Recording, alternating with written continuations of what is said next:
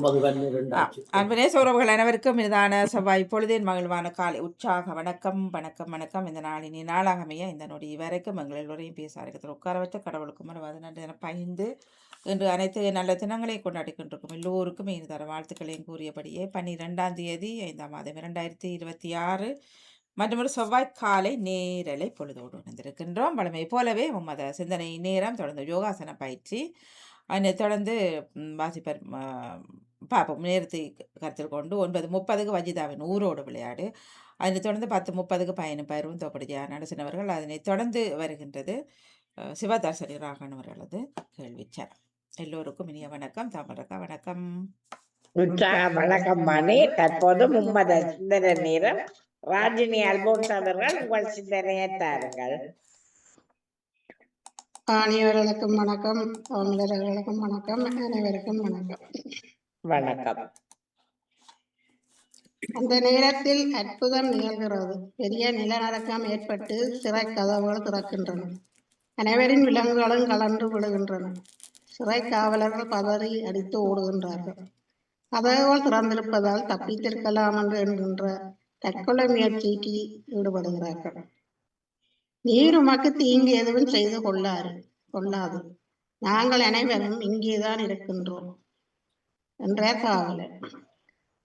பெரியோரே, நாம் மீட்படைய என்ன செய்ய வேண்டும் என்று கேட்கின்றனர். தற்கொலைக்காக வாழை எடுத்தவரின் வாழ்வு தக்கன்று மாறி போன்றது. வாழை எடுத்தவன் வாழாலேயே இறைப்பான். நம் சூழ்நிலை கைதி எனும் சொல்லாடலை பயன்படுத்தி சில நேரங்களில் தவறுகளை நியாயப்படுத்துகின்றோம். தவறு செய்வதற்கான சூழ்நிலை இருந்தாலும் நம்மால் தவறு செய்யாமல் இருக்க முடியாது என்ற நிலையை உருவாக்கி கொள்கின்றோம். சூழ்நிலையை நாம் மேற்கொள்ள முடியும், ஆனால் அதை விலத்தி நடப்போமாக. நான் என்றி நின்றேன், எனக்கு நீர் வேண்டும் பாவென்று சொன்னாய். பிழை செய்து நான் வாழ்ந்த போதும், பிழை செய்து நான் வாழ்ந்த போதும் நீ தயை செய்து என்னை ஏற்றுக்கொண்டாய். நீ தயை செய்து என்னை ஏற்றுக்கொண்டாய். நன்றி, வணக்கம். நன்றி, வணக்கம். ராஜினி அல்போன்ஸ் அவர்களே, உங்கள் சிந்தனைக்கு வாழ்த்துக்கள். அடுத்து டேவிட் ஆண்டனி அவர்கள் உங்கள் சிந்தனையை தாருங்கள். ஆண்டவரே, உமது வலக்கையால் என்னை காப்பாற்றுகின்றேன் என்கின்றார் சங்கீத ஆசிரியர். பிதாச்சுதன் தூயாவியின் பேராலே ஆமேன். இறை புகழ்ச்சி உமக்கே. அன்பு பாமுக உறவுகளுக்கு எனது காலை வணக்கம். உங்கள் குடும்ப நல உற்சாகத்திற்காக இறைவனை பிரார்த்தித்து கிறிஸ்தவ நற்சிந்தனை வழங்குபவர் பிரான்சில் இருந்து டேவிட். தொடர் 2085 பாஸ்கா காலம் 6ஆம் வாரம் என்ற செவ்வாய்க்கு நமமாகும். இன்று திரு அவை புனிதர்களான பங்கிராஸ், நெரையூஸ், அக்கிலேயுஸ் அவர்களை நினைவு கூறுகின்றது. அன்பான உறவுகளே, ஆவியானவரை எமக்கு வாழ்வு தரும் ஆவியானவரை நாம் துதித்து பாடுவோம். அப்பா பிதாவே, அன்பான தேவா, அருமை இரட்சகரே, ஆவியானவரே, உளையான சேற்றில் வாழ்ந்த என்னை தூக்கி எடுத்தேரே, உளையான சேற்றில் வாழ்ந்த என்னை தூக்கி எடுத்தேரே,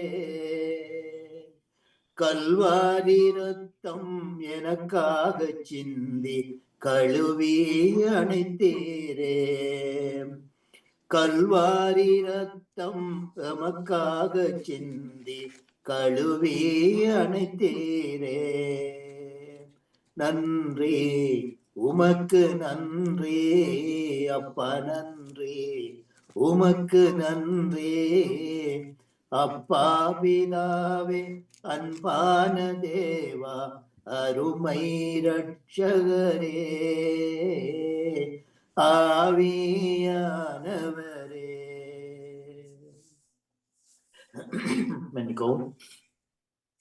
வாழ்த்தொலியாக அல்லேலூயா அல்லேலூயா. துணையாளரை உங்களிடம் அனுப்புவேன். உண்மையை வெளிப்படுத்தும் தூய ஆவியானவர் வரும்போது அவர் முழு உண்மையை நோக்கி உங்களை வழி நடத்துவார் என்கின்றார் ஆண்டவர். அல்லேலுயா.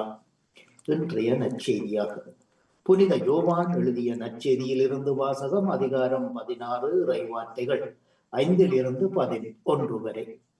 அக்காலத்தில் இயேசு தம் சீடரை நோக்கி கூறியதாவது: இப்பொழுதோ என்னை அனுப்பியவரிடம் போகின்றேன். ஆயினும் எங்கே போகின்றீர் என்று உங்களுள் யாரும் என்னை கேட்கவில்லை. ஆனால் நான் இதை உங்களுக்கு கூறியதால் உங்கள் உள்ளத்தில் வருத்தம் நிறைந்துள்ளது. எனினும் நான் உங்களுக்கு சொல்லுவது உண்மை. நான் போவதே உங்களுக்கு நல்லது. போகாவிடில் துணையாளர் உங்களிடம் வரமாட்டார். போனால்தான் அவரை உங்களிடம் அனுப்புவேன்.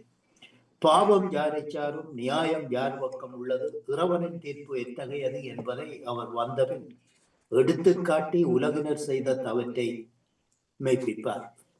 பாவம் உலகினரையே சாரும் என்றும் காட்டுவார். ஏனெனில் அவர்கள் என்னில் விசுவாசம் கொள்ளவில்லை. நியாயம் என் பக்கம் உள்ளது என்று காட்டுவார். ஏனெனில் நான் தந்தையிடம் செல்லுகின்றேன். இனிமேல் நீங்கள் என்னை பார்க்க முடியாது. இறைவனின் தீர்ப்பு எத்தகையது என்பதை காட்டுவார். ஏனெனில் இவ்வுலகின் தலைவன் ஏற்கனவே தீர்ப்பு பெற்றுவிட்டான் என்றார். இது கிறிஸ்து வழங்கும் வாழ்வு தரும் நற்செய்தி. கிறிஸ்துவே உமக்கு புகழ். இவ்வுலகின் தலைவன் ஏற்கனவே தீர்ப்பு பெற்றுவிட்டான். இன்றைய நற்சிந்தனையாக யாரும் கேட்கவில்லை என்ற வார்த்தை 14ஆம் அதிகாரம் 5ஆம் வசனத்திலும் அப்போஸ்தலர்கள் இது பற்றி கேட்டது தெரிகின்றது. இவ்வசனங்கள் 16ஆம் அதிகாரத்துக்கு பின் வந்திருக்க வேண்டும். சுவிசேஷத்தை படிப்பம் எடுத்தவர்கள் தவறான வேறிடத்தில் எடுத்து எழுதியுள்ளதாக தெரிகிறது. இது ஆராய்ச்சியாளர்கள் பலருடைய கருத்து. இயேசுவிற்கும் உலகினருக்கும் இடையில் நிகழ்ந்த ஆன்மீக போரில் யார் சரி யார் தப்பு என்பது பரிசுத்த ஆவியின் வருகையில் தெளிவாகும். உலகினர் போக்கு தப்பு என்பது தெளிவாகும். ஏனெனில் இயேசுவை விசுவசிக்க மறுத்ததால் பாவத்துக்குள்ளானதை அவர் எண்ணிப்பார். யூதரும் உலகினரும் எண்ணியவாறன்றி நியாயமும் உண்மையும் இயேசுவின் பக்கமாக இருந்ததென காட்டுவார். இயேசு மகிமை பெறுவதால் அவர் சொன்னதும் செய்ததும் சரி என்று பரிசுத்த ஆவி எடுத்து காட்டுவார். இயேசுவுக்கு எதிராக கொண்டு வந்த குற்றச்சாட்டில் உலகினருக்கு தோல்விதான் கிடைத்தது என்பதையும் அவர் எண்ணிப்பார். ஆகவே தொடர்ச்சியாக நாம் பார்க்க வேண்டியது, தாம் தந்தையிடம் போவது பற்றி இயேசு தம் சீடர்களிடம் கூறிய போது சீடர்கள் துயரமடைந்தனர். வரவிருக்கின்ற தூய ஆவியானவர் அவர்களை நிரப்புவார். உண்மையின் ஆவியானவர் அனைத்தையும் வெளிப்படுத்துவார் என்று ஆண்டவர் தமது தொடர்கின்ற உடனிருப்பை உறுதிப்படுத்தினார். வரவிருக்கும் தூயாவியானவர் பல உண்மைகளை வெளிப்படுத்துவார். பாவம், நீதி, தீர்ப்பு பற்றிய தவறான கருத்துக்களை சுட்டிக்காட்டுவார். மனித மனங்களில் பரவியிருக்கும் பயம், கலக்கம் போன்றவற்றை நீக்குவார். இதனால் திரு அவை புது பொலிவு பெறும். தூயாவியானவரின் செயல்களை பற்றி இயேசு தொடர்ந்து சீடர்களுக்கு கூறுகின்றார். உலகினர் கொண்டிருக்கும் தவறான கருத்துக்களை எடுத்துக்காட்டி பாவம், நீதி, தண்டனை பற்றிய கருத்துக்களை தெளிவாக்குவார் என்கின்றார். உலகினர் என்று இயேசு குறிப்பிடுவது இயேசுவின் மேல் நம்பிக்கை கொள்ளாதவர்கள், உலகின் போக்கில் வாழ்பவர்களை குறிக்கிறது. கடவுளின் மேல் நம்பிக்கை இல்லாதவர் பாவம், தீர்ப்பு, நீதி பற்றிய தெளிவான சிந்தனைகளை கொண்டிருப்பது முடியாது. இயேசுவை துன்புறுத்தி கொன்றவர்கள் அவருக்கு அநீதி இழைத்ததாகவோ பாவம் செய்வதாகவோ கருதவில்லை. மாறாக கடவுளுக்கு உகந்ததை செய்ததாகவே கருதினார்கள். இயேசு கடவுளால் அனுப்பப்பட்டவர், மீட்பர் என்று அவர்கள் நம்பி இருந்ததால் தாங்கள் செய்வது அநீதி, பாவம் என்பது அவர்களுக்கு தெரிந்திருக்கும். தண்டனை தீர்ப்பு பெறுவதிலிருந்து அவர்கள் தப்பித்திருப்பார்கள். இயேசுவில் நம்பிக்கை வைப்பவர்கள் தூய ஆவியின் தூண்டுதலால் இந்த அறிவை பெறுகின்றார்கள். அதனால் மீட்பை பெறுகின்றார்கள். தூய ஆவியானவரின் வருகைதான் சீடர்களை திடப்படுத்தி உண்மையை புரிந்து கொண்டு வாழ வழிவகுக்கிறது. தூய ஆவியானவரின் இச்செயல்களால் நாம் உணர்ந்திருக்கின்றோமா என்பதை இன்றைய நாளிலே நாம் விவாதித்துக் கொண்டு சிந்தனையில் இணைந்திருந்த அனைத்து பாமுக உறவுகளுக்கும் இந்நாளிலே இறைவன் ஆசி வழங்க வேண்டும் என்று எல்லோருக்கும் பொதுவான இறைவனை பிரார்த்தித்து விடைபெறும் இன்றைய நாளிலே நாம் விசேஷமாக ஜெபிக்க வேண்டியது, அதாவது தமிழ்நாட்டிலே நடந்த சட்டசபை தேர்தலில் எமது மருமகன், அதாவது விஜய் திருமணம் செய்தது எங்களுடைய ஊர், அதாவது எனது மனைவியுடைய தாத்தா ஊர், அதாவது சித்தங்கனியிலே எங்களுடைய வீட்டு மருமகனால் அவர் வந்தார். ஆனால் இப்போது சிறிது சலசலப்புகள் நடந்து முடிந்து போயிருக்கின்றது. ஆகவே அவருக்காக நாம் ஜெபிப்போம். அவர் எப்போதும் தன் தந்தையுடன் வேளாங்கண்ணி திருத்தலத்தில் 5 வயதில் இருந்தே தந்தையுடன் சேர்ந்து அந்த பழைய கோவில் வாசலில் இருந்து தந்தையுடன் சேர்ந்து நடந்து சென்று மாதாவை முத்தமிட்டு முழங்காலில் முத்தமிட்டு வந்தது என்று சொல்லி கேள்விப்படுகின்றோம். ஆகவே மேலும் மேலும் இறைவனின் ஆவி அவரை நன்றாக வழிநடத்த வேணும். எல்லா அரசியல்வாதிகளும் அவருக்கு உறுதுணையாக இருந்து தமிழ்நாட்டை மீட்டுச் செல்ல வேண்டும் என்று இந்த நாளில் பிரார்த்தித்துக் கொண்டு, திருச்சோபமாலை ராய்க்கினியே சிறந்தனல் ரோஜா பூவே எங்கள் தேசம் மனந்தேரும்ப மன்றாடுவேன். நன்றி, வணக்கம். தங்கையே திருமதி தமிழர் கல்விராஜன் அவர்களே, உழைப்பின் மகத்துவம் ஊக்குவிப்பும் சிறப்பு மாதத்தில் நன்றி, வணக்கம். நன்றி, வணக்கம். டேவிட் ஆண்டனி அவர்களே, உங்கள் சிந்தனைக்கு வாழ்த்துக்கள். அடுத்து தியான நடேசன், உங்கள் சிந்தனையை தாருங்கள். இனிய காலை உற்சாக வணக்கம். இந்திய சோபாலின் சோமலர் கல்விராஜன் அவர்களுக்கும் வணக்கம். அதிபர் நடாமோன் அவர்களுக்கும் பாமு தோபாலினி கலைவாணி மோகன் அவர்களுக்கும் அனைத்து பாமூர்களும் இது எங்கனிந்த காலை வணக்கத்தை கிறிஸ்தாசுடன் கூறிக்கொண்டு இன்றைய நாள் எல்லோருக்கும் சிறப்பான நாளாமே அதை இறைவன் பிரார்த்திக்கொண்டு நான் ஜீவமந்தி தியானடேசன். இன்று பாஸ்கா காலத்தின் 6ஆம் வாரத்தின் 2ஆம் நாள் செவ்வாய்க்கிழமை. எனது ஆக்கம் 1966. இந்த மாதம் என்ன மெரியாதை மாதம் ஆதாவை பற்றித்தான் மெரியனின் சிவமாலை பக்தியை பற்றி தருகின்றேன்.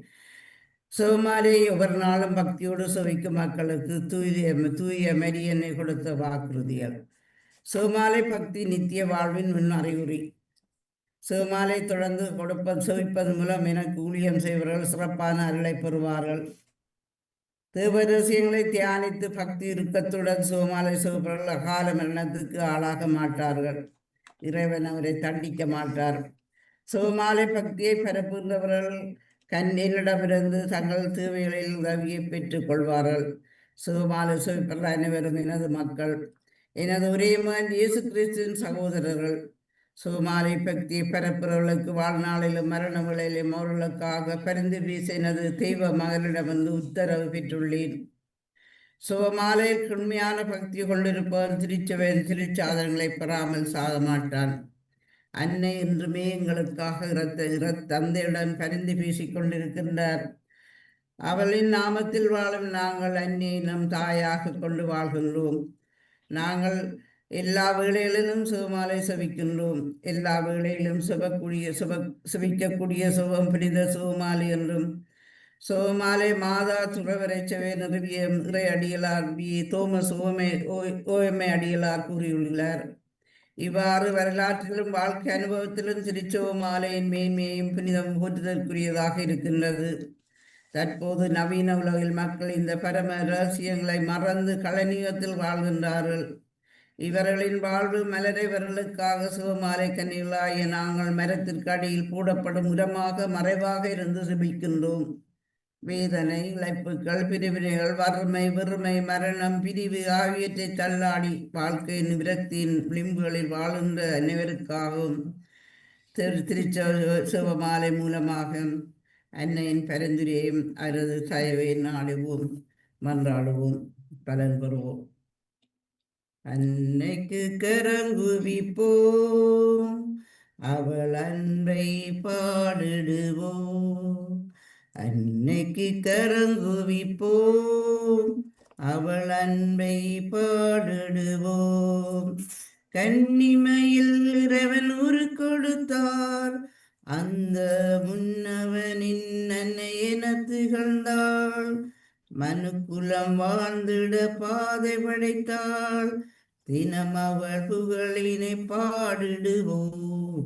அன்னைக்கு கரங்குவிப்போம், அவள் அன்பை பாடிடுவோம். நன்றி, வணக்கம். சோமலர் கல்விராஜனங்களே. நன்றி, வணக்கம். ஜானடேசன், உங்கள் சிந்தனைக்கு வாழ்த்துக்கள். அடுத்து பாலன் வேலுப்பிள்ளை அவர்கள், உங்கள் சிந்தனையை தாருங்கள்.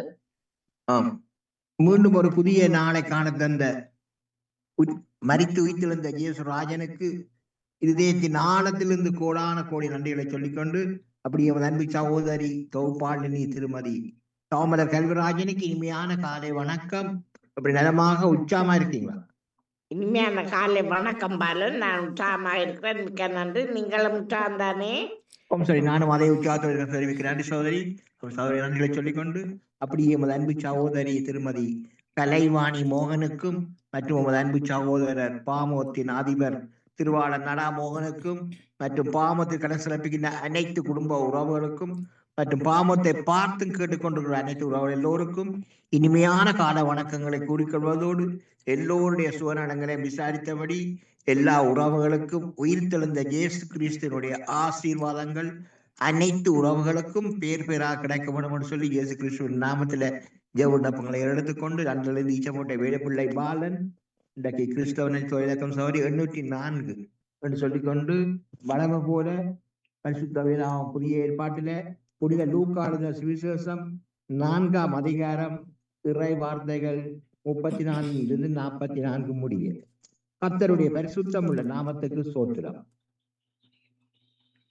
அவன் ஐயோ நசரேயனாகிய இயேசுவே, எங்களுக்கும் உமக்கும் என்ன? எங்களை கெடுக்கவா வந்தீர்? உம்மை இன்னார் என்று அறிவேன். நீர் தேவனுடைய பரிசுத்தர் என்று உரத்த சத்தமிட்டான். அதற்கு இயேசு, நீ பேசாமல் இவனை விட்டு புறப்பட்டு போ என்று பிசாசை அதட்டினார். அப்பொழுது பிசாசு அவனை ஜனங்களின் நடுவே விழ தள்ளி அவனுக்கு ஒரு சேதம் செய்யாமல் அவனை விட்டு போய்விட்டது. இந்த சங்கதி எங்கிற குடும்பத்துல நேர நடந்தது. அதை நடந்ததுன்னு சொல்லிக்கொண்டு எல்லாரும் ஆச்சரியப்பட்டு, இது என்ன வார்த்தையோ? அதிகாரத்தோடும் வல்லமையோடும் அசுத்த ஆவிகளுக்கும் கட்டளையிடுகிறார், அவைகள் புறப்பட்டு போகிறதே என்று ஒருவரோடொருவர் பேசிக் கொண்டார்கள்.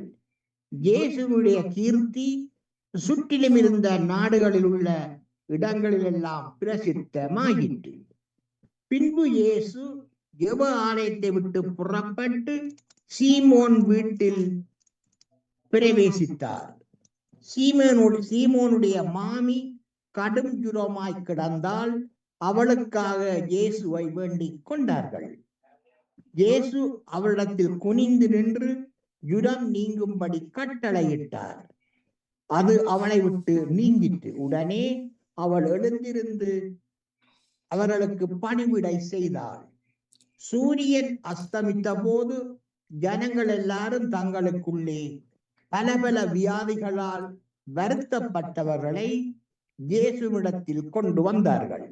அவர்கள் ஒவ்வொருவர் மேலும் இயேசு தம்முடைய கைகளை வைத்து அவர்களை சொஸ்தமாக்கினார்.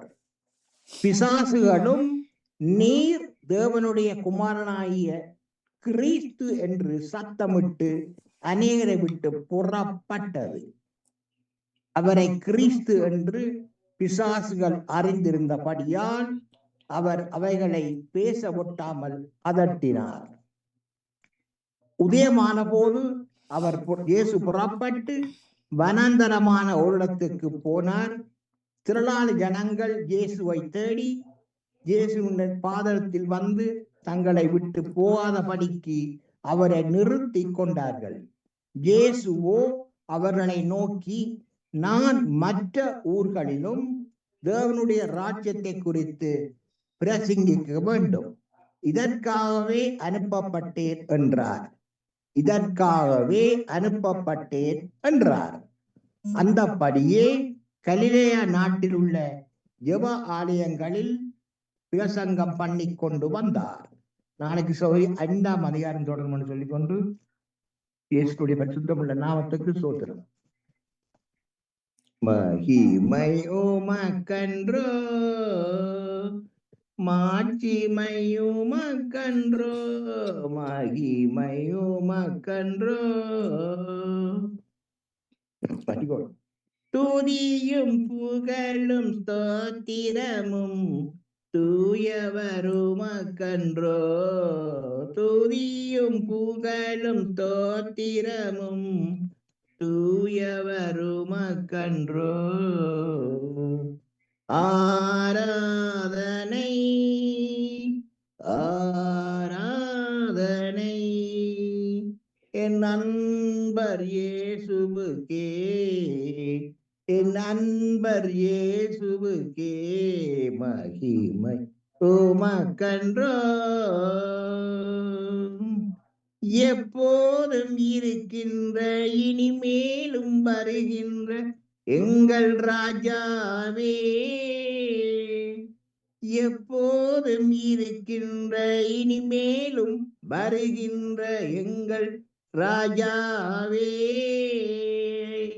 உம் நாமம் வாழ்க, உம் அரசு வருக, உம் சித்தம் நிறைவேறுக. உம் நாமம் வாழ்க, உம் அரசு வருக, உம் சித்தம் நிறைவேறுக. மகிமை உமக்கன்றோ, மாட்சிமை உமக்கன்றோ, மகிமை உமக்கன்றோ. அன்பான இயேசுராஜனுக்கு உன் கோடான கோடி நன்றை சொல்லிக்கொண்டு, தகப்பனே, பிரயாண மார்க்கமாக ராஜா உங்களது பிள்ளைகள் எந்தெந்த வாகனங்களில் வழியில் சென்று கொண்டிருக்கிறார்களோ மற்றும் செல்ல இருக்கின்றார்களோ மற்றும் எந்தெந்த இடங்களில் இருக்கின்றார்களோ எல்லா இடங்களிலும் ஏசப்பா உங்கள் தூதர்களை அனுப்பி நீங்கள் ஒவ்வொரு ஆத்துமாக்களையும் பேர் பேராக பாதுகாத்து கொள்ளணும்னு ஜெபிக்கிறேன் தகப்பனே. அப்படியே இருக்கிறோம் நீங்கள் பாதுகாத்து வருகிறமைக்காகவும் இந்த நாளில் தூதருடைய பிரசன்னம் பாதுகாப்பாக வழித்து கொண்டிருப்பதற்காகவும் கோடான கோடி கோடி நன்றி ராஜா. சோத்திரன் தகப்பனே, குடும்பங்களை ஆசீர்வதிங்க, தேவைகளை சந்திங்க ராஜா. அதுக்காக நன்றி சொல்லும் தகப்பனே, சோத்திரன் ராஜா. மற்றும் தகப்பனே, எந்த விதமான ஒரு அசுத்த கிருமிகளை பரவான்ற தகப்பனே, இந்த கருவிகள் எல்லாவற்றையும் சுட்டரிச்சு ஜெபிக்கிறேன் தகப்பனே, சுட்டரிச்சு விடுங்க ராஜா. இந்த கிருமிகளை ஆரம்பத்திலேயே சுட்டரிச்சு ஜெபிக்கிறேன் தகப்பனே. புருஷ மனதுரிங்க ராஜா. தப்பிதங்கள் வாங்கல அதை மன்னித்து இந்த கிருமிகளை உண்டு பண்ணுகிற எல்லாவற்றையும் அசுத்த கிருமிகளை எல்லாவற்றையும் சுட்டரிக்கணும் ஜபிக்கிறேன் தகப்பனே. சுட்டரிச்சு விடுங்க ராஜா, கட்டளை இடுங்க தாப்பனே. அதுக்கான தாப்பனே, சோத்திரம் தாப்பனே. மற்றும் ராஜா, உலக ரீதியில் நிரந்தர சமானத்தை கொண்டவர்களை ஜபிக்கிறேன் தாப்பனே. பொறுப்பான அதிகாரிகளோடும் ராணுவ தலைவர்களும் நீங்கள் பேசுங்க. அதுக்காக நன்றி தாப்பனே, சோத்திரம் ராஜா. மற்றும் தகப்பனே, பாமுகத்தின் அதிபர் குடும்பம் கைடிக்கும் சகலவற்றையும் அணுதினமும் அவர்களை ஆசீர்வதித்து அவர்களை பலப்படுத்தி அவர்கள் செல்லும் இடமெல்லாம் அணு வினாடியும் கூடவே இருந்து அவர்களை பாதுகாப்பாக எடுத்தவன்னு சொல்லி இயேசப்பாவிடம் பிரார்த்தனை எடுத்துக்கொண்டு விட நன்றி, வணக்கம். நன்றி, வணக்கம். பாலன் வேலுப்பிள்ளை அவர்களே, உங்கள் சிந்தனைக்கு வாழ்த்துக்கள். அது ஜேம்ஸ் அல்சன் அவர்கள் உங்கள் சிந்தனையை தாருங்கள். நிறைந்த நல் வாழ்த்துக்கள். இறைவன் தந்த புதிய நாளிலே நாம் இணைந்து நிற்கின்றோம். திரையிலே இசைந்து சென்ற ராஜினி அல்போன்ஸ் இசையவிருக்கின்றவர்களோடு உட்படுத்தி அனா அவர்கள், பாலன் வேலுப்பிள்ளை அவர்கள், வஜிதா முகமட் அவர்கள், ஜியா நடேசன் அவர்கள், டேவிட் ஆண்டனி அவர்களோடு இதனை நெறிப்படுத்துகின்ற தவமலர் கல்விராஜன் அவர்கள், பாமுக தொகுப்பாளர் வாணி மோகன் அவர்கள், இதனோடு இந்த தளத்திலே இசைந்து நிற்கின்ற ஒவ்வொருவருக்கும் இறை ஆட்சியின் நல்வாழ்த்துக்கள். நீங்கள் கிறிஸ்தவர்களா? நீங்கள் சைவர்களா? நீங்கள் இஸ்லாமியர்களா? நீங்கள் பௌத்தர்களா? அழகாக படம் வைத்து வீட்டிலே பெரிதாக படம் போட்டு வைத்திருக்கின்றோம். அழகாக சிலை அமைத்து வைத்திருக்கின்றோம். எங்கே? வெளியிலே. மனதிலே இருக்கின்றதா இந்த இறைவன்? இந்த சமூகத்தை அன்பு செய்கின்ற இறைவன் எம்மை தன்னை தேடுவதற்கு இந்த சமயங்கள் மட்டுமல்ல, இந்த இயற்கையினூடாக கூட நமக்கு வெளிப்படுத்தி இருக்கின்றார். பூக்கள் இருக்கின்றன, நிலத்திலே பூக்கள் இருக்கின்றன, சற்று மேல் பூக்கள் இருக்கின்றன, அதற்கு மேல் பூக்கள் இருக்கின்றன. இவைகள் ஒவ்வொன்றும் ஒவ்வொரு சாதி, ஒவ்வொரு இனத்தை சேர்ந்தவர். ஆனால் அவைகளுடைய வெளிப்படுத்தலிலே இந்த சாதி இருக்கின்றதே ஒழிய உள்ளுணர்விலே, இறை ஆட்சியிலே அவைகள் இல்லை. ஒன்று மேலே இருக்கின்றது, ஒன்று கீழே இருக்கிறது. மேலே இருக்கின்றது கீழே இருப்பதை அடிமைப்படுத்தவில்லை. கீழே இருக்கின்றது மிக அழகாகி மேலே இருப்பதை அடிமைப்படுத்தவில்லை. அதே வேளையிலே பல நிறப்பூக்கள் இருக்கின்றன, எல்லாம் சேர்ந்து அழகாக இருக்கின்றன. பல நிறப்பூக்களாக இருக்கும் பொழுது இவைகள் எமக்கு இறைவன் தந்த பெரிய கொடைகள். ஓர் இடம் மேலே இருக்கின்றது மலையிலே. ஒரு பறவை மண்ணை நாக்கால் நனைத்து வீடு கட்டுகின்றது. மனிதன் வீடு கட்ட தெரிந்து கொண்டான். குகைக்குள்ளே மிருகங்கள் வாழ்ந்தன, அதற்குள்ளே மனிதன் சென்று மனிதன் குகைக்குள்ளே வாழ பழகி கொண்டான். பறவையை கண்டான், விமானம் படைத்தான். இத்தனையும் கண்டு என்ன பயன்? நான் நானாக, அதாவது இறை எண்ணம் சேர்ந்தவனாக இருக்கின்றனா? இத்தனை மறைகள் இருந்தும் கூட இந்த மறைகள் என்னை இறை எண்ணம் கொண்டவையாக வாழ வைத்திருக்கின்றதா? அவ்வகையான வாழ்க்கையை வாழ்வதற்கு இன்றைய நாள் எமக்கு அழைப்பு தருகிறது. அன்பு நிறைந்த ஆண்டவா, அமைதியின் தூதுவனாய் என்னை பயன்படுத்தும். பகையுள்ள இடத்தில் பாசத்தையும், மனவேதனையுள்ள இடத்தில் மன்னிப்பையும், ஐயமுள்ள சூழலில் விசுவாசத்தையும், அவநம்பிக்கையுள்ள மனதில் நம்பிக்கையையும், இருள் சூழ்ந்த இடத்தில் ஒளியையும், துயரம் நிறைந்த உள்ளத்தில் மகிழ்ச்சியையும் வழங்கி எனக்கு அருள் புரியும். நான் ஆறுதல் பெறுவதை விட ஆறுதல் அளிக்கவும், பிறர் என்னை புரிந்து கொள்ள விரும்புவதை விட பிறரே புரிந்து கொள்ளவும், பிறருக்கு அன்பை அளிக்கவும் அருள் தாரும். பல நிறப்பூக்கள் வயலிலே பூத்து குலுங்குகின்றன.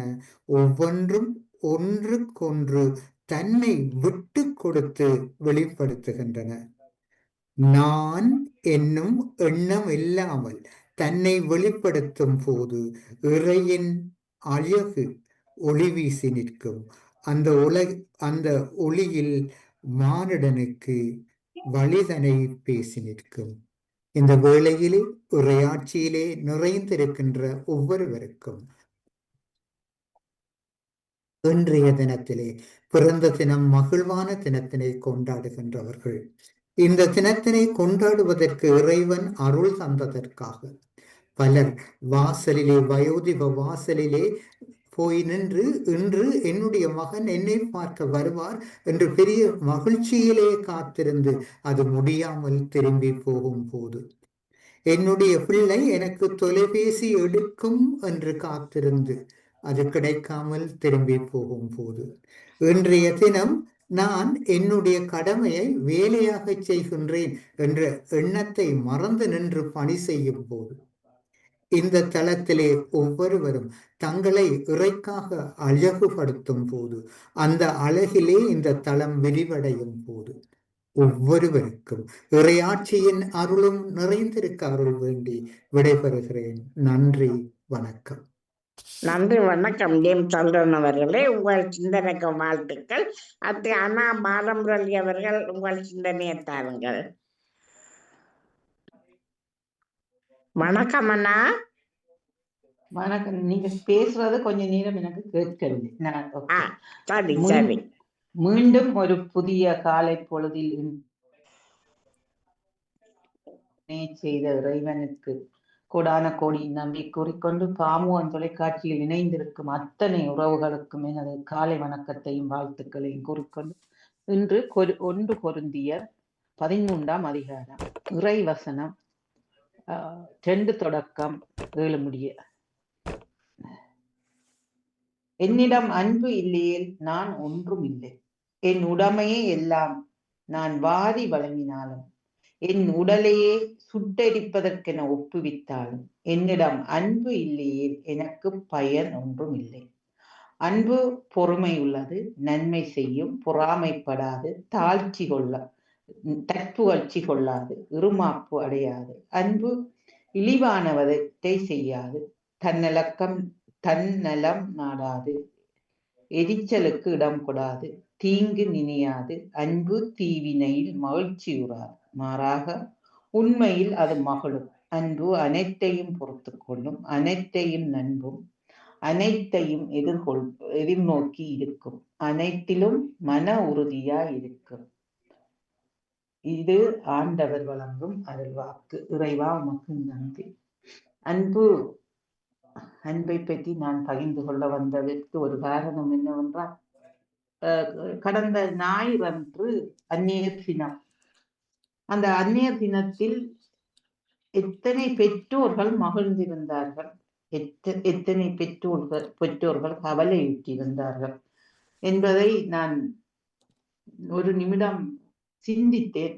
அதற்காகத்தான் நான் இதை தேடி எடுத்தேன்.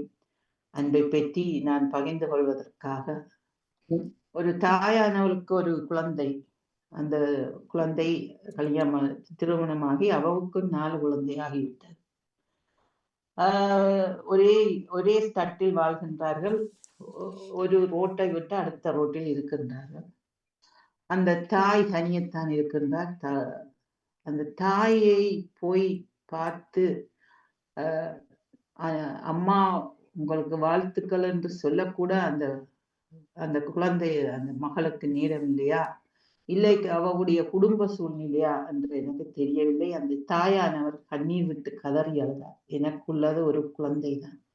அப்ப இங்க நாங்க பார்க்கணும்னா அன்பு இல்லையான்றதான் நான் யோசித்தேன். அன்பு இல்லையா, ஒரு ஆறுலையும் அன்பில்லா போலாம், அம்மாவிடம் அன்பு இல்லையான்னு அது எனக்கு புரியவில்லை. அதனால் தான் நான் இந்த அன்பை பற்றி எடுத்தேன். பாருங்கள், அன்பு எங்கேயுமே விட்டு கொடுக்காது, அன்பு எதையுமே எதிர்நோக்காது, அன்பு பொறாமைப்படாது, தாழ்ச்சி கொள்ளாது. நாங்கள் ஒரு நண்பரிடத்திலேயோ இல்லது எங்களுடைய கணவரிடத்திலேயோ பிள்ளைகளிடத்திலேயோ அன்பு கொண்டோமானால் அந்த அன்பு உண்மையாகவே வலிமை உள்ளதாகத்தான் இருக்கும். நாங்கள் ஒருவர் மேல் அன்பு வைத்து விட்டால் அவர்கள் எங்களுக்கு என்ன செய்தாலும் நாங்கள் மீண்டும் மீண்டும் அவர்களிடம் போவோம். அதுதான் தாயும் அப்படித்தான். தாய் ஒரு பிள்ளை என்ன தப்பு செய்தாலும் அந்த தாய் அதை மன்னித்து பொறுமையுடன் ஏற்றுக்கொள்வார். இறைவனும் அதைத்தான் சொல்லுகின்றார். நீ உன்னை அன்பு செய்வது போல் மற்றவரை அன்பு செய்யும். நாங்கள் மற்றவரை அன்பு செய்தால் தான் அந்த அன்பு எங்களுக்கு திருப்பி ஏதோ ஒரு விதத்தில் கிடைக்கும். மன்னிக்கவும். ஆனால் இன்று இந்த பிள்ளைகள் பெற்றோரிடத்தில் அன்பு அற்றவர்களாக வாழ்கின்றார்கள். மிக மிக வேதனைக்குரிய ஒரு சில விஷயமாகத்தான் இருக்கின்றது. அன்பு பொறாமை கொள்ளாது என்று நாங்கள் எங்கே பார்க்கின்றோம் என்றால் எங்களுடைய தாயிடம் தான் அதை பார்க்க முடியும். ஏனென்றால் தாய் பிள்ளைகளிடம் எதையும் எதிர்பார்ப்பதில்லை. தன்னிடம் இருப்பதை கொடுத்து அந்த பிள்ளையை உயர்த்தி வைக்கத்தான் அந்த தாயார் பார்க்கின்றாரே தவிர அவரிடம் இருந்து திருப்பி தனக்கு என்ன கிடைக்கும் என்பதை தாய் பார்ப்பதில்லை.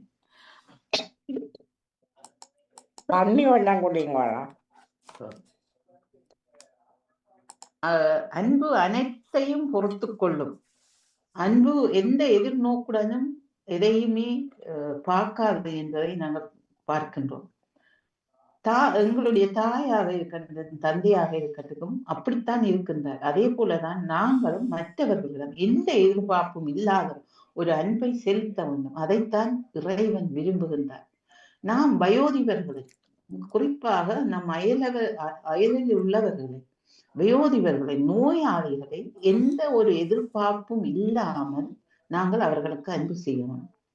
நம் வாழும் காலத்தில் வாழ்ந்த ஒரு புனிதை தான் அன்னை தெரேசா. அவர் இந்திய நாட்டை சார்ந்தவர்கள் இல்லை, ஆனாலும் அந்த தேசத்திற்கு போய் அவர் தன்னுடைய முழு அன்பை நோயாளிகளிடம் தான் காட்டினார். நோயாளிகளிடம், வறியவர்களிடம், ஏழை மக்களிடம் இப்படித்தான் அவர் காட்டினார். அவருக்கு எந்த எதிர்பார்ப்பும் இல்லாமல் காட்டினபடி இருந்தபடியால் தான் இன்றைக்கு அவர் ஒரு புனிதையாக இருக்கின்றார். ஆகவே நாமும் மற்றவர்களிடம் சின்ன சின்ன செயல்களால், பெரிய பெரிய செயல்களால் இல்லாமல் சின்ன செயல்களால் நாமும் மற்றவர்களை அன்பு செய்ய, எந்த எதிர்பார்ப்பும் மாற்று உதவியும் எதிர்பார்க்காத ஒரு அன்பு செய்ய வேண்டும், அவர்கள் மேல் அக்கறை கொள்ள வேண்டும் என்று கூறி இந்த நாளை இறைவன் எனக்கு தந்தமைக்காகவும் இந்த வசனத்தை எனக்கு தந்தமைக்காகவும் நாம் இறைவனுக்கு நன்றி கூறிக்கொண்டு, இந்த மாதம் முழுவதும் அன்னை மரியாவின் மாதமாக இருக்கின்றது, வணக்க மாதமாக இருக்கின்றது. என்னும் ஒரு 2 நாட்களில் தூய ஆவியானவரின் திருநாள் இயேசுவின் திருநாளாக இருக்கின்றபடியால் நாங்கள் அதற்காகவும் ஆயத்தங்களை செய்து கொண்டு நாம் தூய ஆவியானவரிடம் அவருடைய வல்லமையை பெற்றவர்களாக வாழ அன்னை மரியாவின் வேண்டுதலுடன் நாங்கள் மற்றவர்களுக்கு உதவி செய்யும் மனத்தை வேண்டி இந்த நாளை தந்த இறைவனுக்கு நன்றியை கூறிக்கொண்டு இயேசுக்கே புகழ், இயேசுக்கே நன்றி, நரியே வாழ்க. நன்றி, வணக்கம். நன்றி வணக்கம் அண்ணா பாலமுரளி அவர்களே, உங்கள் சிந்தனைக்கு வாழ்த்துக்கள். அடுத்து நேவிட் பிலிப் அவர்கள் உங்கள் சிந்தனையை தாருங்கள். இனிய காலை உற்சாக வணக்கம் திருமதி தாமலர் கல்விராஜன் அவர்களே.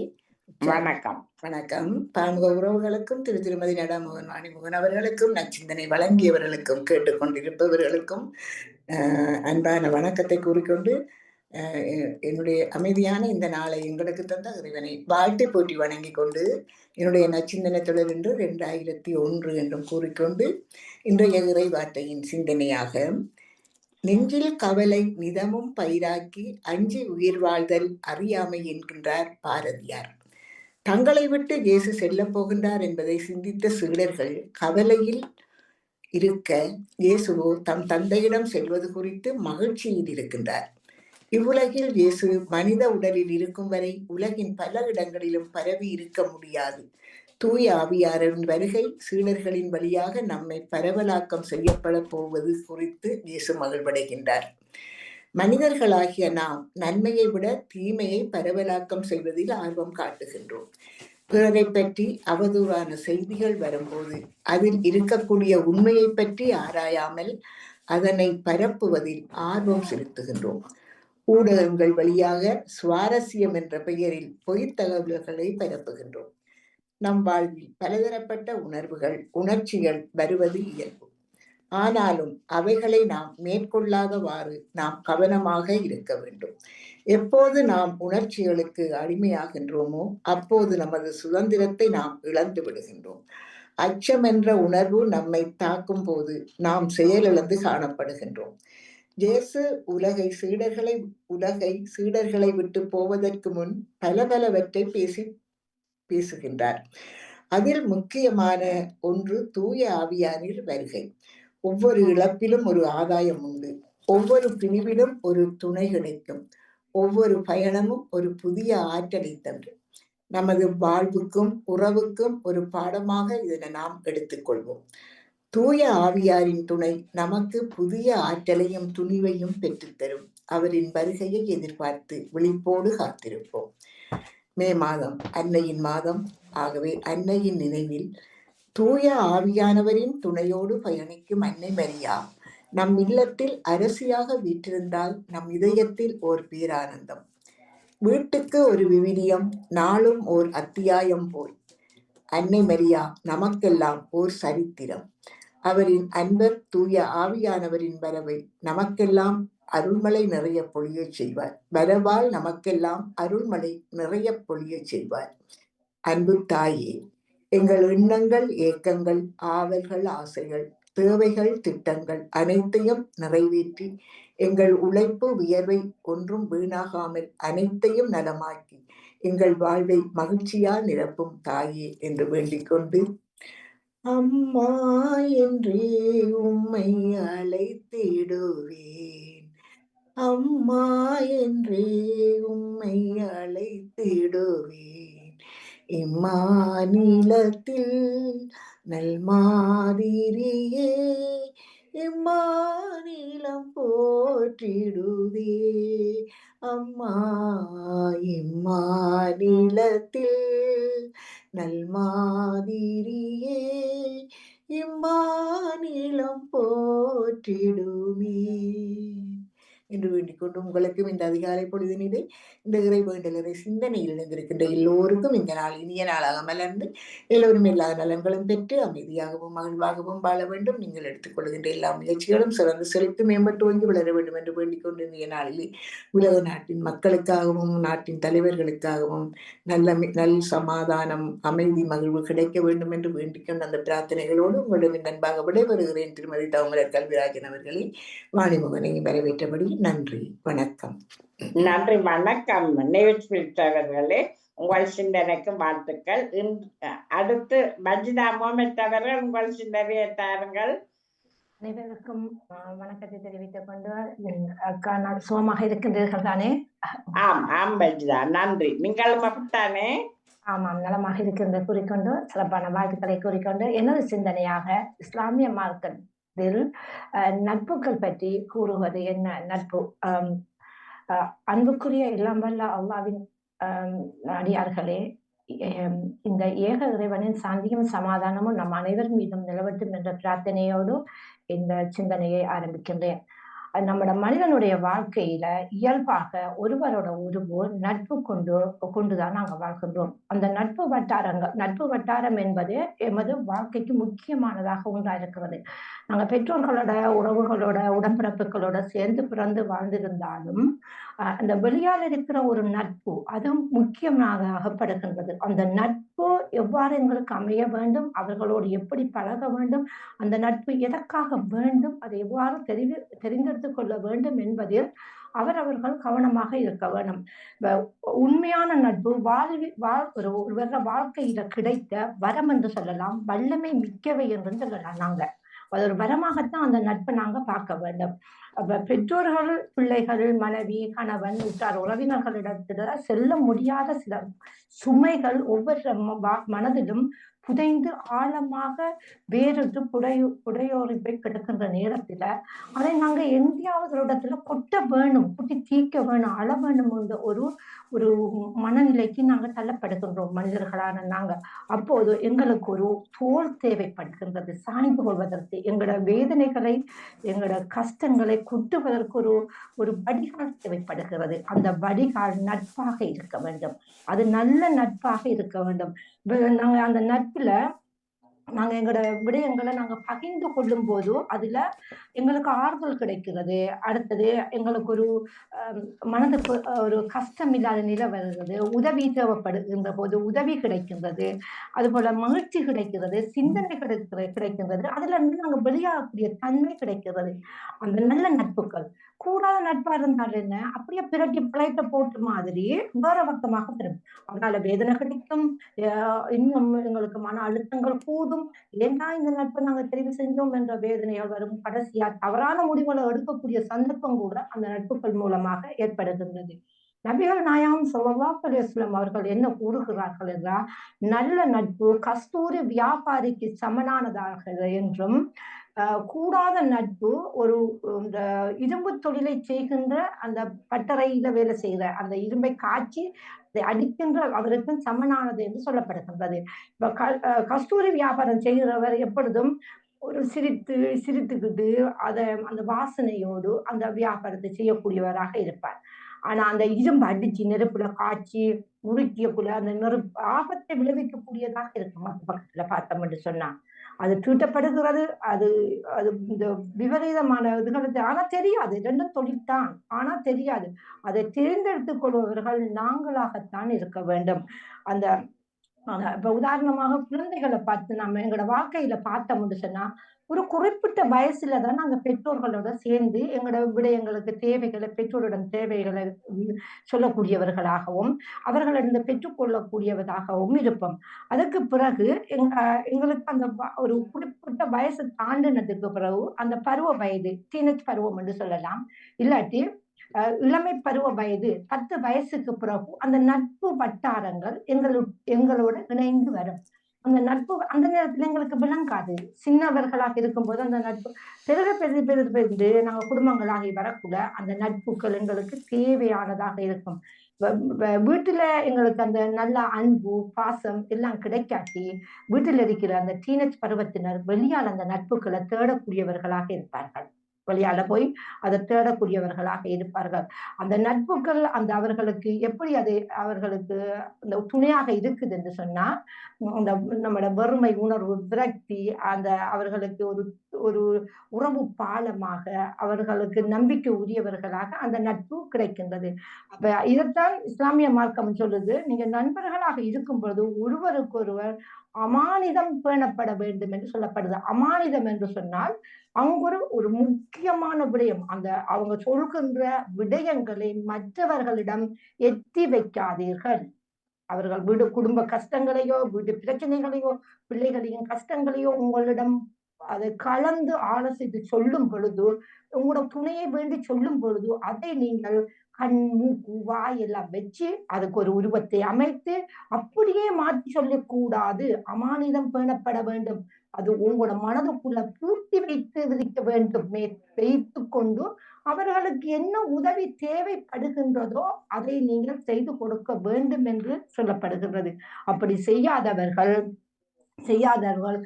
நரக நெருப்பில் எரிக்கப்படுவார்கள் என்று சொல்லப்படுகிறது. உங்கள் தோள்கள் உங்களுக்கு மீண்டும் மீண்டும் புதுப்பிக்கப்பட்டு அந்த தோலின் மூலமாக வேதனை உருவாக்கப்படும் என்று சொல்லப்படுகின்றது. உதாரணமாக தோள்கள் நம்ம நெருப்புல காயப்பட்டால் அந்த தோல் உயிரிழந்து போய்விடும். அதை அந்த விஞ்ஞானம் என்று கூறுகிறது.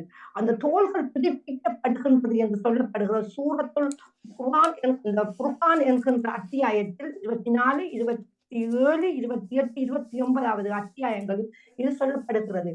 அந்த தோள்கள் புதுப்பிக்கப்படுகின்றன. அந்த நெருப்புப்பட்ட காயத்தின் மேல நெருப்புக்கிட்டா நோகாதான். அதுக்காக திருப்பி அந்த புது தோள்கள் உருவாக்கப்பட்டு உங்கள் நரகத்தின் வேதனை நீங்க அனுபவிக்கக்கூடியவராக இருப்பீர்கள் என்று அவ்வளவு முக்கியமானது. நட்பு என்பது அவ்வளவு முக்கியமானது. அவர்கள் சொல்கின்ற அந்த விடயங்கள் கட்டாயம் பேணி பாதுகாக்கப்பட வேண்டும். இப்ப நாங்க தான் அதுல தெரிவு செய்ய கொள்ள வேண்டும். அந்த நட்பை நாங்க எடுத்துக்கொள்ள வேண்டும். கூடாத நட்பு அழகான முறையில் நீங்கள் அந்த நட்பில் இருந்து பிரிந்து கொள்ளுங்கள் என்று சொல்லப்படுகிறது. அழகான முறையில உங்களுக்கு நட்புல சில நேரங்கள்ல சங்கடங்கள் வரும். இவருக்கு நம்பிக்கை இல்லாம ஒரு நேரம் ஏற்படும். இந்த பிரச்சனையை வெளியாக சொல்லக்கூடியவராக இருக்கின்றார். இந்த பிரச்சனையை கணவன் மனைவி பிரச்சனையை பெருசாக்கக்கூடியவராக இருக்கிறார் என்று நாங்க தெரிந்து கொண்டோம் என்று சொன்னால் தெரிந்து கொள்ளலாம். ஏனென்றால் மனிதர்களுக்கு 6 அறிவங்களை இறைவன் தந்திருக்கிறார். அதன் மூலமாக தெரிந்து கொள்வோம் என்றால் நாங்கள் என்ன செய்ய வேண்டும்? நட்பு எங்களுக்கு தேவையில்லை. பைய அதிலிருந்து நாங்கள் அழகான முறையில் ஒரு முள்ளுல சீலை விழுந்தா நாங்க எவ்வாறு எடுக்கின்றோமோ அது போல நாங்க பிரிந்து கொள்ளணும். அதுக்காக எப்படி சொன்னோம் அதால நான் பிரிஞ்சிட்டேன் என்று நீங்க அவைய தூத்த வேண்டிய அவசியம் இல்லை. எனக்கும் நான் கொஞ்சம் போறல நேரம் இல்லை அப்படி சொல்லிக்கொண்டு நீங்க ஒதுங்கி கொள்ளுங்கள். அதுதான் நபிகள் நாயகம் ஸல்லல்லாஹு அலைஹி வஸல்லம் அவர்கள் கற்றுத்தந்த வழிமுறையாக எங்களுக்கு இருக்கிறது. அதை விட்டுட்டு அவ சரியான தருமி என்ற பிரச்சனையெல்லாம் சொல்றா என்று அவைய வேதனைப்படுத்தாதங்க. நம்மளை வேதனைப்படுத்தினது போதும், நம்மளுக்குள்ளே இருக்கட்டும். அதுல இருந்து நாங்க வெளியாகி கொள்வோம் என்று சொல்லப்படுகிறது. இது ஒரு மூமின் என்ற நம்பிக்கைக்குரிய இஸ்லாமியர்களின் இறை அச்சமாக இருக்க வேண்டும் அந்த நட்பு. அதே போல நட்புகள் ஏற்படுத்துகின்ற போது நாங்க இந்த 2 விதமாக எங்களுக்கு அந்த நட்பு ஏற்படுகின்றது.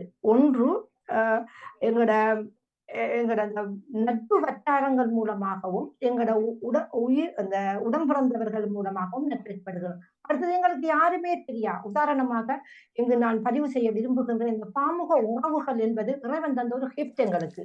எனக்கு என்னன்னு சொன்னா யாருன்றே தெரியா. வேற பகுதியில் இருந்தால் எவ்வளவு எங்களோட மன அழுத்தங்கள் வேதனையாக எல்லாம் குறை. வீட்டிலிருந்து பேசுகின்ற மாதிரி எல்லாம் இருக்கிறது. இந்த கெட்ட பக்கங்களை விடுங்க, அவங்களுக்கு இருந்து நல்ல பக்கங்களை பாருங்க. அந்த நட்பு எங்களுக்கு தந்த ஒரு கிஃப்டாக நாங்க பார்க்கின்றோம். அது ஒரு வரம், அது ஒரு பாக்கியம் எங்களுக்கு தந்தது என்று கூறிக்கொண்டு இந்த நட்பு என்பது நாங்க கவனமாக கையாளப்பட வேண்டும். அவங்க தொழுகின்ற விடயங்கள் அதே ஒரு புள்ளியில போட்டு நாங்க மூடுற மாதிரி எங்களோட மனசுக்குள்ள வைத்துக் கொண்டு அவர்களுக்கு உதவி செய்ய வேண்டும். உபத்திரம் செய்து விடாதீர்கள். தயவு செய்து அந்த நட்புக்கான களங்கத்தை ஏற்படுத்தி விடாதீர்கள். அந்த நட்பு நம்பிக்கையுரியதாக இருக்க வேண்டும். அதை தொடர்ந்து கொண்டு போனோம்னா அது ஒரு காய்த்து பூத்து பழங்களை தருகின்ற ஒரு மரமாக எங்களுக்கு இருக்கும். எங்களுக்கு இல்லாவிட்டாலும் எங்களோட உம்மாட நண்பி இவன், எங்களோட வாப்பாட நண்பர் இவர் என்று நாங்கள் சொல்கின்ற அளவுக்கு நாங்கள் அந்த நட்புகளை பேணி பாதுகாத்துக் கொள்வோம் என்று கூறிக்கொண்டும் எனது சிந்தனையை நிறைவு செய்கின்றேன். அக்கா இன்ஷா அல்லாஹ் 4 வாரங்களுக்கு பிறகு நான் இஸ்லாமிய சிந்தனையோடு கலந்து கொள்கின்றேன். நன்றி. வணக்கம் பத்ரா முகமது அவர்களே. இன்று கிறிஸ்தவ சிந்தனை தந்த டேவிட் ஆண்டனி அவர்கள், ராஜினி அல்போன்ஸ் அவர்கள், ஜெயானடிசன் அவர்கள், பாலன் வேலுப்பிள்ளை அவர்கள், ஜேம்ஸ் அல்சன் அவர்கள், நேவிஸ் பிரிப்ஸ் அவர்கள் அனைவருக்கும் வாழ்த்து கூறியபடி இஸ்லாமிய சிந்தனையை பற்றி தந்த நட்பு பற்றி தந்த பஜ்ரா முகமது அவர்களுக்கு நன்றி கூறியபடி வாணி தொடருங்கள். நன்றி வணக்கம். மிக மிக நன்றி அக்கா. தொடர்ந்து கொள்வோம். நன்றி வணக்கம். சிந்தனை நடத்த எல்லோருக்கும் நன்றி வணக்கம். நேரம் சரியாக லண்டனில் 9 மணி. நன்றி வணக்கம்.